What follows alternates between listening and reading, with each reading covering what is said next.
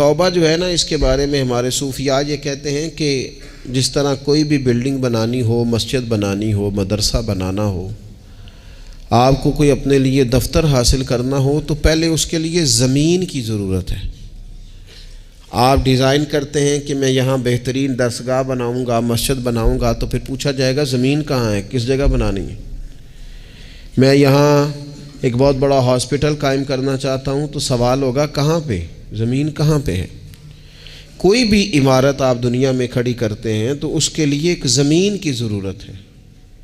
اسی طرح نیک اعمال کی کوئی بھی عمارت کوئی بندہ کھڑی کرنا چاہے، وہ عبادت کی ہو، صدقات کی ہو، خیرات کی ہو، حقوق العباد ادا کرنے کی ہو، وہ اللہ کے بندوں کی خدمت کی ہو، کوئی بھی اگر وہ نیکی کی عمارت کھڑا کرنی چاہتا ہے تو پہلے توبہ کی زمین ہونا ضروری ہے۔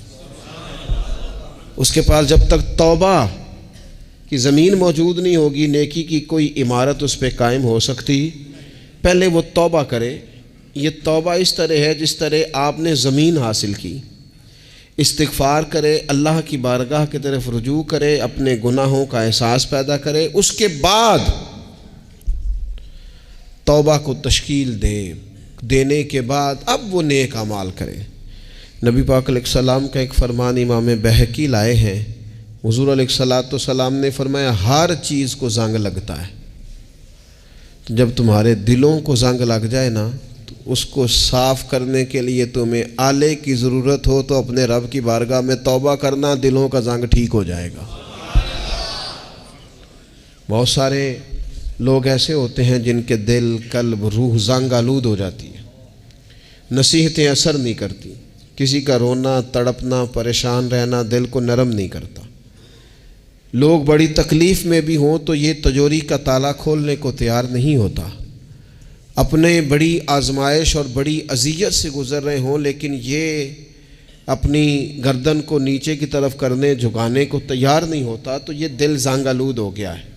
کیا کریں؟ فرمایا اس طرح کر، تو نہ صحیح معنوں میں توبہ کر، اللہ تیرے دل کے زنگ کو دور فرما دے گا۔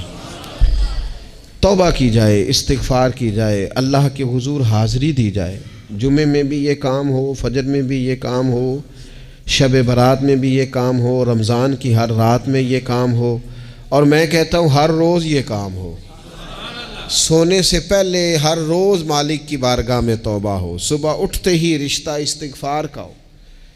نبی پاک علیہ السلام نے ایک بات کہہ کے ہمارے لیے اس بات کو اتنا محبوب کر دیا ہے۔ محبوب فرماتے ہیں سنو لوگو، میں دن میں 100 بار اپنے رب کی بارگاہ میں استغفار کرتا ہوں، 100 بار۔ اتنا کھول دیا مضمون کو، اتنا واضح کر دیا، اس میں اتنی گنجائش پیدا کر دی، اتنی لامحدود اس نعمت کو بیان کر دیا کہ خود فرماتے ہیں میں 100 بار روز توبہ کرتا ہوں۔